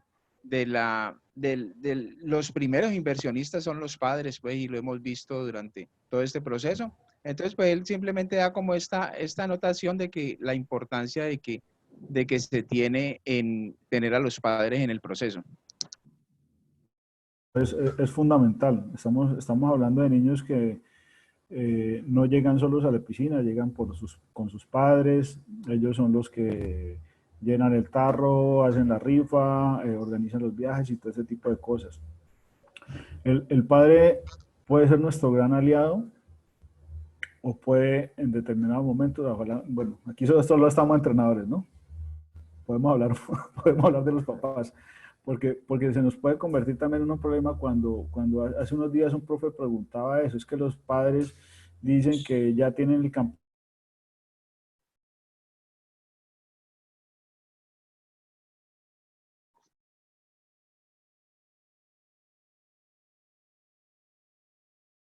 de cosas importantes que se requieren trabajar con paciencia. Si nosotros somos unos entrenadores responsables, bien informados, que estudiemos, que seamos meticulosos con esto, entonces seguramente vamos a ser capaces de transmitirle esa información fundamental a los padres y que sean apoyo para nosotros desde lo que se haga en la casa y lo que nosotros hagamos en el campo, en los campos de entrenamiento. Profe Luis Maya dice, pregunta sobre la expectativa de logros deportivos cuando son disciplinas que se conocen que tienen una performance más temprana. Claro, sí. Bueno, nosotros digamos que hay varias cosas que tenemos que mirar allí, ¿cierto? En una gráfica que yo les mostré y les dije que era muy importante mirar, la iniciación temprana sí es importante. Guido también nos hablaba de que hay unos deportes, sobre todo los deportes de arte y precisión, son muy importantes los inicios tempranos, ¿cierto? Pero si ustedes, yo soy muy curioso en el tema de los números, entonces si ustedes se ponen a analizar las tendencias mundiales de los deportistas de élite, o sea, estamos hablando de los que van a unos Juegos Olímpicos y quedan entre los 8 primeros, o entre los que son medallistas, van a ver una tendencia siempre a que van a estar dentro de los 20, 22, 23 años, ¿cierto? Entonces, que empiece temprano no quiere decir que sea temprano que consiga los resultados óptimos. Un ejemplo que puso en ese momento Guido, y pues perdonen que lo nombre tanto, porque pues él tiene que ver mucho con los procesos de selección de talentos en nuestro departamento, es el de la gimnasia. La gimnasia empieza muy temprano porque pues todos estos temas coordinativos y de flexibilidad tienen sus etapas sensibles más temprano, ¿cierto? Y se desarrollan en esa época. Pero si empezás a mirar los últimos Juegos Olímpicos, Simone Biles, el anillista brasilero, toda esta cantidad de gente que está desarrollando sus mejores performances, lo está haciendo en edades adultas, ¿cierto? Entonces, muchas veces pues, nos dejamos impresionar porque hay una niña en mi club o hay una niña en el campeonato departamental de 12 años que le gana a las de 15, 16. Pero recuerden que eso, los campeones son las excepciones, ¿vale? Yo sí diría que cada disciplina tiene unas particularidades diferentes, pero en todas son procesos de mediano y largo plazo. Y pues particularmente lo que les dije ahorita, nosotros en natación, carreras, en actividades subacuáticas, en este tipo de disciplinas, sí hay una tendencia a que las pruebas de fondo de larga distancia se destaquen más las niñas más jóvenes, los muchachos más jóvenes por estas etapas de desarrollo biológico. Pero como sea, son procesos de mediano y largo plazo. Profesor, se articula mucho con lo que usted está diciendo, la pregunta de Daniel García. Él pregunta que si se lleva a cabo una especialización temprana, ¿se atrofia o se mejoraría el desarrollo del niño más adelante? No, Daniel, allí puse puntualmente un tema de una investigación de 1985 que dice eso. O sea, puse dos ejemplos de investigaciones. Una que dice que la parte aeróbica se desarrolla a los 15 o 16 años, la parte anaeróbica tiene su pico a los 18 o 19 años. O sea, no me puedo gastar la gasolina extra ahorita que voy a necesitar para cuando lo haga en esa época, ¿cierto? Y la otra cosa se refería a que lo que les decía Shen, un gran teórico del entrenamiento que acuñó el modelo de cargas, de altas cargas, se llamaba, un método que trabaja con lanzadores y que se ha utilizado también en pesistas que todo el tiempo están en unos picos muy altos de intensidad, demostró que los niños que hacen una mejor base aeróbica tienen mejores posibilidades en mediano y largo plazo de desarrollar mejor velocidad, ¿vale? Y a eso le auno algo que los dos compañeros que me precedieron han repetido mucho. Todo este tema de especificidad de cargas en la temprana edad trae lesiones. Guido particularmente habló de puntos de crecimiento óseos que se pueden dañar. El profe que trabajó el tema de fuerza, los preparadores físicos también hicieron énfasis en eso. Podemos dañar estructuras que están apenas en crecimiento. Recuerden, son organismos en crecimiento. Los niños no son adultos pequeños. Profe, Wilber pregunta sobre la tabla que usted nos mostró, sobre que si esa tabla aplica para ambos géneros. La tablita de resumen que... Sí, la de edades sensibles. De las zonas sensibles, sí.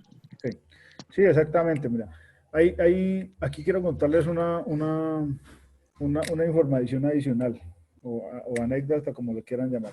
Siempre nosotros en la literatura y en la práctica lo encontramos que siempre hay diferenciación en la maduración entre hombres y mujeres, ¿cierto? Entonces siempre decíamos las mujeres están madurando 2 y hasta 3 años más temprano que los hombres. Eso es una realidad y siempre nos quedamos con eso dentro de la teoría. Por eso la tabla está acomodada con unos rangos que precisamente les dije que se cruzaban. Yo hace unas 2 semanas estaba escuchando una conferencia muy buena del profesor, del licenciado Ibrahim Saldívar, el entrenador de la selección Valle de natación carreras hasta diciembre pasado, y él habla particularmente, Ibrahim es cubano, su hermano es médico endocrino. Entonces, en la conferencia él decía que su hermano le había comentado que estaba viendo cada vez que esa brecha entre hombres y mujeres se estaba cortando. Bueno, me pareció curioso, entonces hace como unos 10 días, pensando en esta conferencia, me comuniqué con él, le dije, Ibra, ¿tenés información de eso? Contame hacia dónde es, hacia la derecha, hacia la izquierda. Entonces, lo que él me dice es que la brecha entre hombres y mujeres se está cortando, pero la de mujeres se está corriendo también más temprano.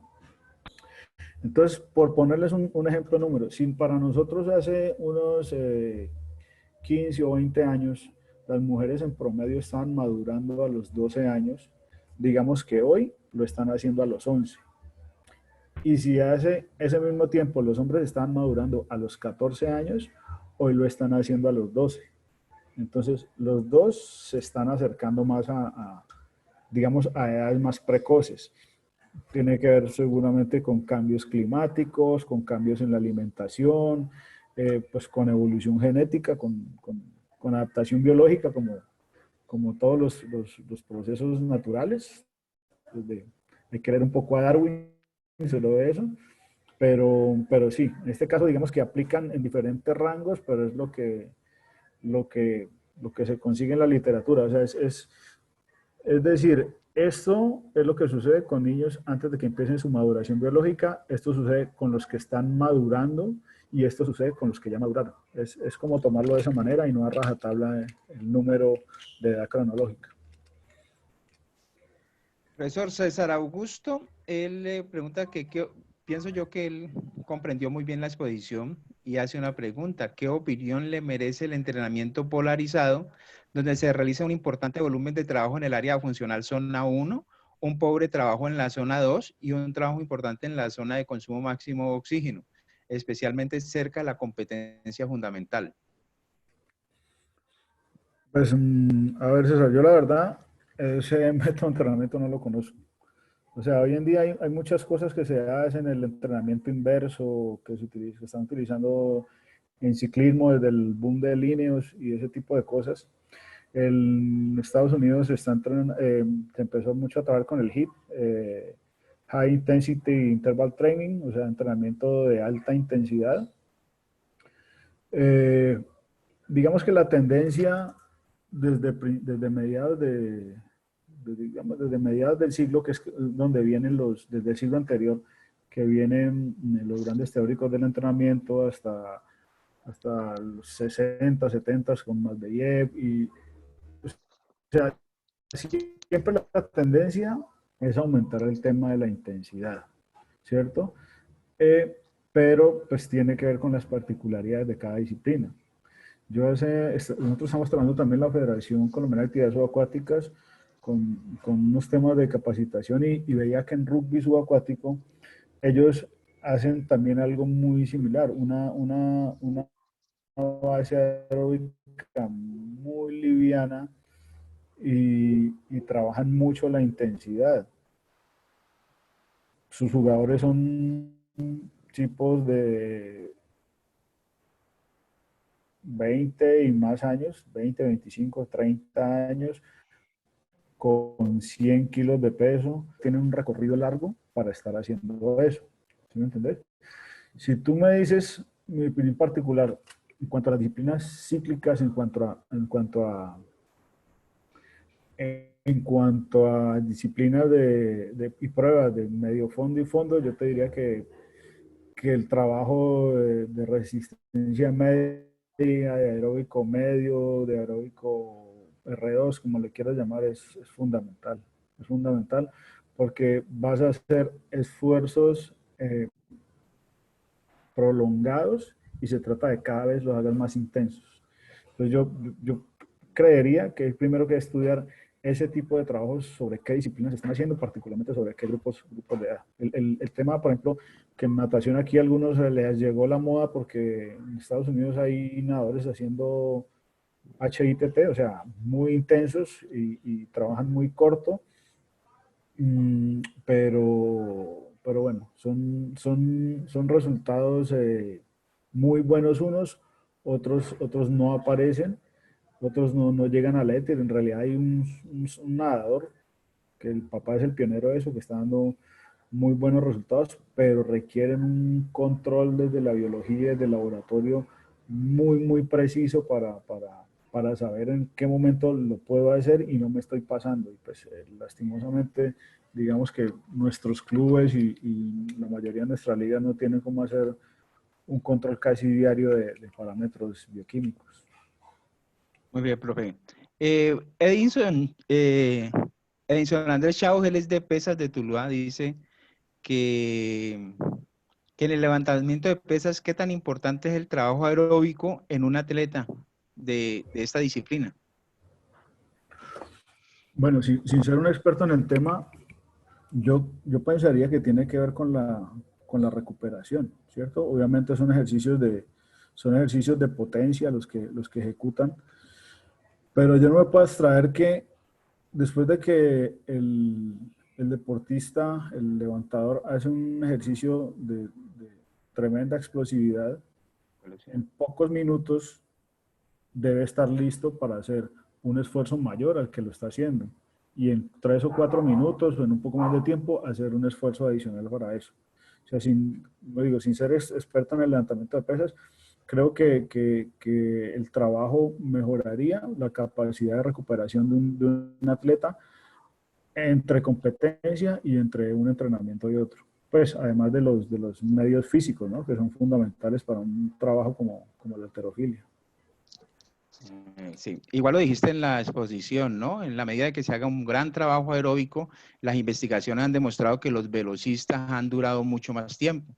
Lo planteaste en la exposición. Exacto. Progresión siempre. Dice Luis Felipe, si el desarrollo óptimo de la resistencia aeróbica en las fases sensibles de 14 años, ¿se puede considerar que es la edad adecuada para definir un deporte específico en niños talentos?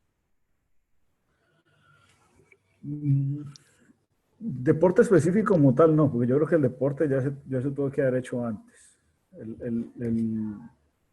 El especialista en talentos en selección que nos habló, Guido, nos habló que la selección tiene varias etapas. Yo te diría que cuando nosotros tenemos un niño, una niña de 14 años, es porque ya está definido en qué disciplina está. Te voy a poner un ejemplo. El niño está en atletismo. En sus primeros años hizo saltos, lanzamientos, muchas pruebas combinadas, corrió, los chiquitos corren creo que 70, 80 metros, corrió 150, corrió 1000, etc. A los 14 años, digamos que lo que se va haciendo es perfilando. En este caso es decir, bueno, ya vivenciaste todo esto y vemos que los mejores resultados para ti están en fondo, en semifondo y fondo. Entonces probablemente tú vas a ser un atleta para 1500 o para 3000 en adelante, ¿cierto? Ya después de esa etapa viene otra que sí es la especialización, cuando ya somos muy precisos en las especialidades dentro de la disciplina, ¿cierto? Para nosotros todavía es muy común que, por ejemplo, un niño que se destaque pueda ganar 400, 800, 1500, que gane 5000 y 10000, o uno que los gane, que se destaque. Pero si ese niño nosotros lo queremos llevar a la esfera nacional o a la esfera sudamericana, pues seguramente va a haber una de esas 4 o 5 distancias en las que se destaque. Entonces, digamos que esos 14 años es una edad previa, o sea, es una edad donde se perfila la especialidad, y si es particularmente pruebas de fondo, sea en ciclismo, sea en natación, en actividades subacuáticas, o sea, en remo, pues que ahorita Valle del Cauca va a incursionar fuerte en ese talón de Aquiles que hemos tenido. Entonces, es una edad propicia para empezar a elevar las caras, como decía yo en el cuadro. Es una ventana de oportunidad muy grande. Sin embargo, sí te podría decir que como esos 14 años es una edad de crecimiento, tú todavía no sabes la cantidad de músculo, el peso, la talla que va a tener un deportista.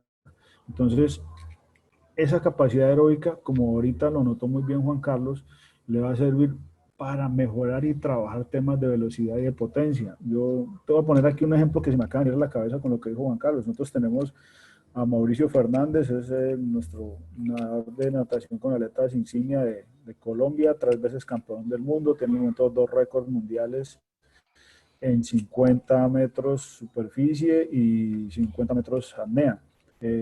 Por ubicarlos, el récord mundial de 50 metros superficie son 15 segundos, o sea, una prueba muy explosiva, y los 50 apneas se nadan en 13 segundos. Cuando Mauricio se entrena con el profesor Francisco Méndez, que es un entrenador de rendimiento, pero cuando Mauricio estaba en edades juveniles, completaba los relevos de valle de aguas abiertas, que Mauricio se ponía una aleta y nadaba 3.000 metros. O sea, tenía una muy buena base aeróbica. Inclusive ahorita en Juegos Nacionales todavía están nadando 400 metros inmersión y lo hacía, y es un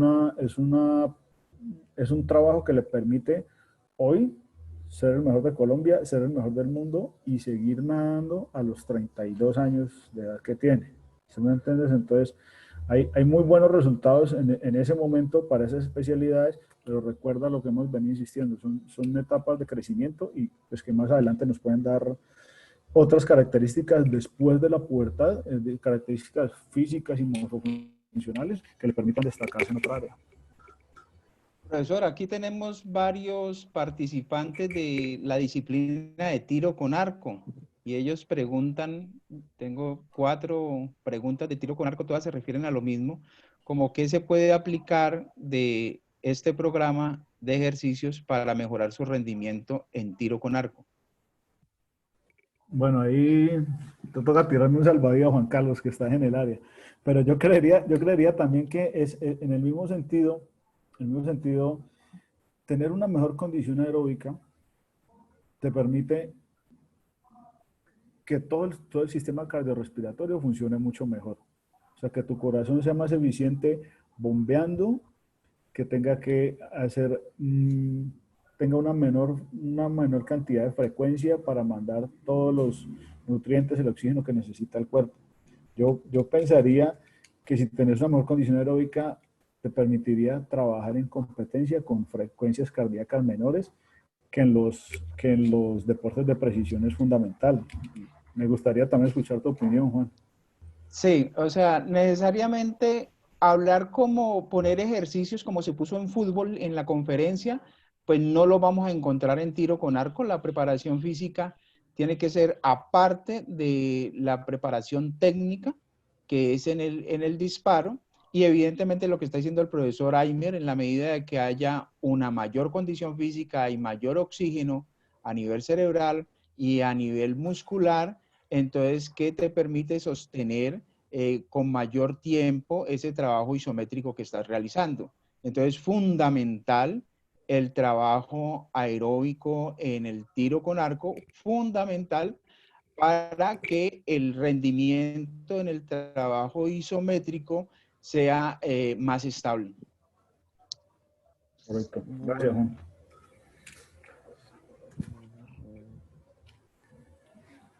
Veamos por aquí. Vamos con 2 más y ya le damos el cierre a Daniela. Sí, tenemos una más que de pronto se sale un poquito, profe, pero yo creo que la podemos contestar, se sale un poquito porque el profesor Germán pregunta que cuál es la respiración adecuada en una prueba de resistencia.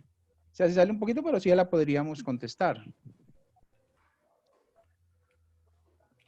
Pues no sé a lo que se refiere con respiración. O sea, si nosotros, voy a tratar de contestarle con varias opciones, profe. O sea, si nosotros estamos hablando, por ejemplo, de natación, en la natación siempre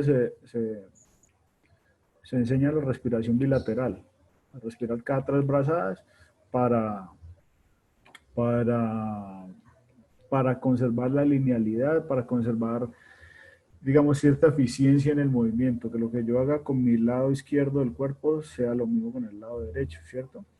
Los deportistas de fondo normalmente tienen unos patrones de respiración muy propios de ellos.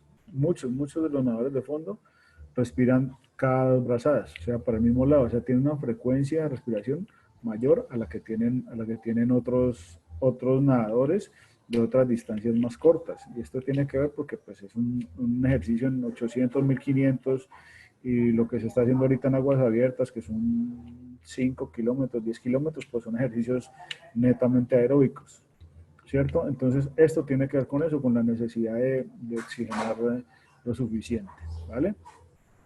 Lo que tiene que ver con, por ejemplo, natación con aletas, se podría poner el mismo ejemplo. Nosotros utilizamos un snorkel frontal todo el tiempo.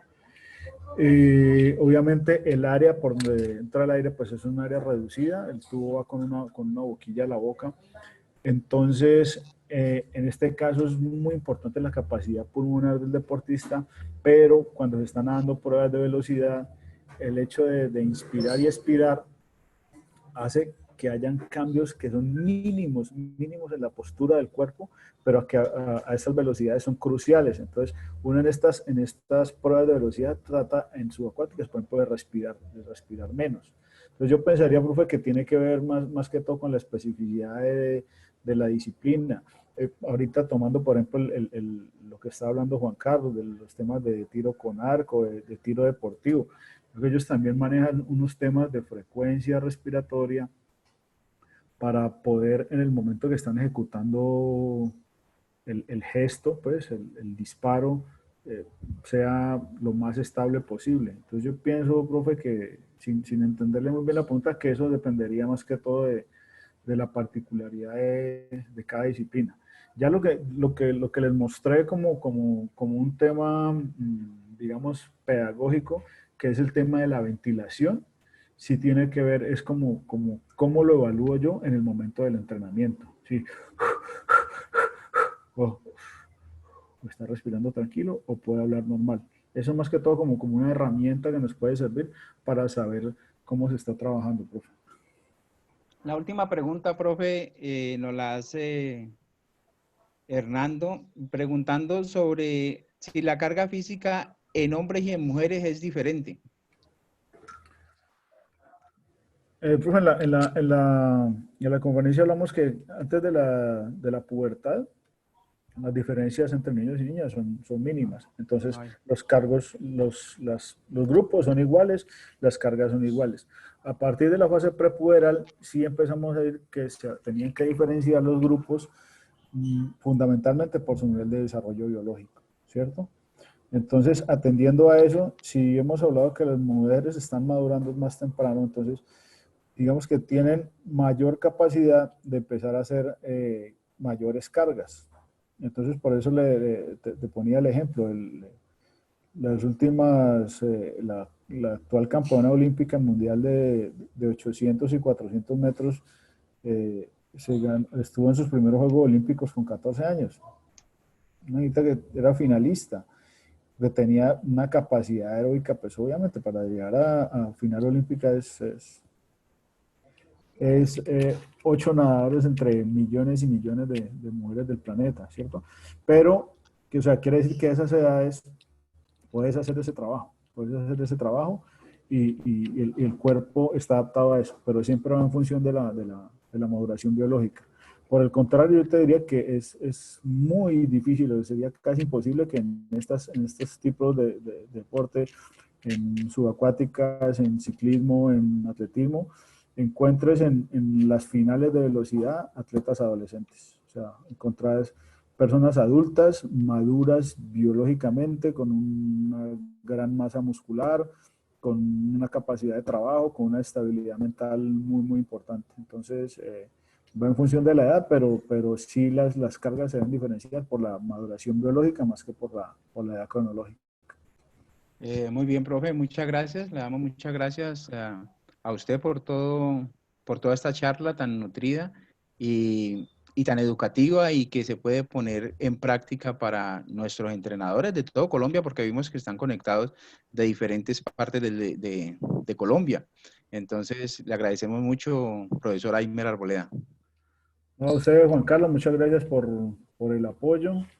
Eh, a toda a Indervalle, a Raúl Fernando, nuestro jefe en competición, a Víctor en la sugerencia de,